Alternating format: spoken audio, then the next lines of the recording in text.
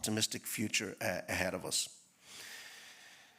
Finally, I want to touch on an issue that I think we can no longer ignore, and that is the issue of the constitutional future of the island of Ireland. I think it's an issue that can't be avoided. I think it's an issue that, if we're serious about representing all of our members, and I stress all of our members, we must engage in it.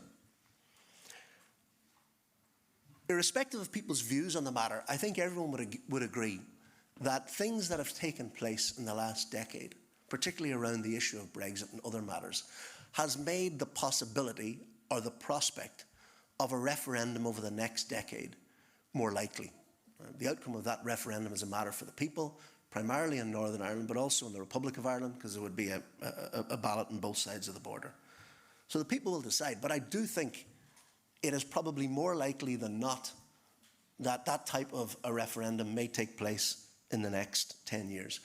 And let's remember the Belfast Good Friday Agreement, of which we mark its quarter of a century next May, of which we supported from the outset. And many of the people in this room and many of the people who went before us fought very hard to make it a reality.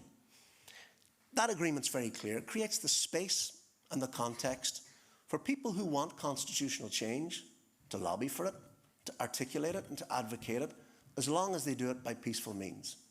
It also provides the equivalent opportunity for people who want the status quo and to keep that link, to advocate for it, to campaign for it, and to lobby for it by peaceful means. Two very legitimate, balanced, equal aspirations.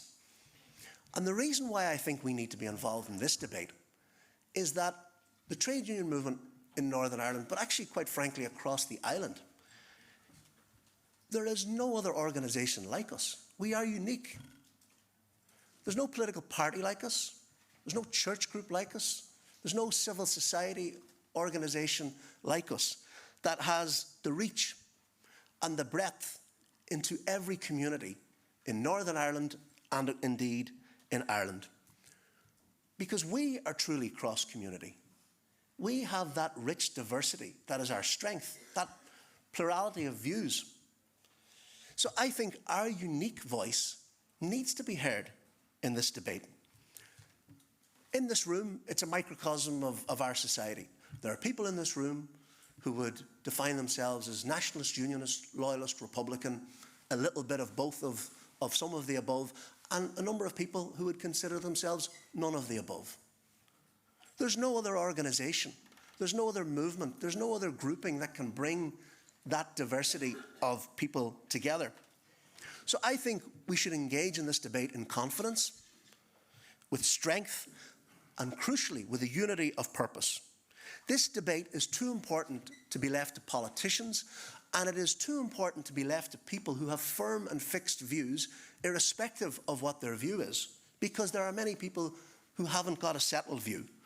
But, and it's a huge but, as we engage in this debate, because engage we must, let us do so in the time-honoured trade union tradition of respect, of tolerance, and acceptance of diverse views on this issue.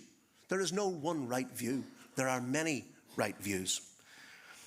Let's represent the diverse identities and cultural backgrounds that we all come from, because we are the only people who represent that rich, diverse background. No one else does. But as we do this, let's remember the primacy of the unity of our movement is the key issue, and it is the essential issue. And we must do nothing to destabilise that. I think we should remember those who went before us, who kept this movement together in the worst of times, who spilt their sweat and extended their labour to make sure that our movement remained united during the Troubles in the 60s, 70s and 80s. They did it in a much more challenging time, and we are all the better for it. So, in honour of their legacy and their memory, but I think much more importantly, in honour of the future of our children and their children's children, they need a strong trade union movement. They need a united trade union movement on this island. We do not want to become a movement that primarily gets its support from people who want constitutional change. We do not want to become a trade union movement that primarily gets its support from people who want the constitutional status quo. We are and we must remain a movement that gets its support from all workers who want and desire greater justice in society and more fairness at work. Whether it's in one jurisdiction or two, it's a matter for the people. So the unity of our movement must remain the bedrock, and it must be the ambition. And I think it must be the obligation of this generation of trade union leaders, and each and every one of you in this room are trade union leaders.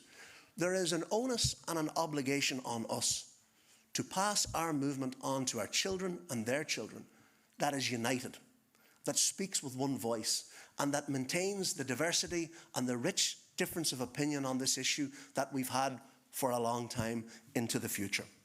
If we don't do that, workers who come after us will suffer and they will have it worse off. We have been handed an opportunity to make our movement stronger and better, but let's keep it united. Thanks very much.